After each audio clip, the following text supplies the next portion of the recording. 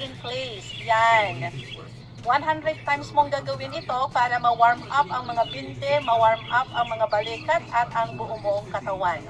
Pangalawa is i-trim down natin or i-activate yung mga muscles dito sa gitna ng ating tiyan at inside ng ating mga binte.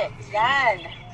100 times na ganito, kung kaya mo, kung hindi mo kaya, well, do whatever you can and then mag-progress ka na lang.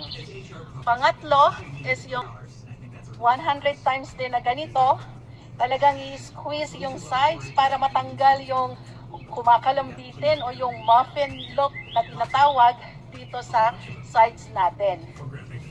Pang-apat is yung apple shape na stomach natin, yan naman ang ating paliitin.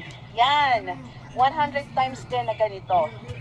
Tapos yung panlima, of course, ititrim din natin ang ating likod, ang ating puwet, para mas magandang tignan at magmukha tayong parang 35 years old lang. Alright, ganito yan.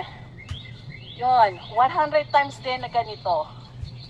Kapag ginawa natin ito araw-araw, sigurado, mas magiging confident tayo sa ating mga sarili. Pakishare na para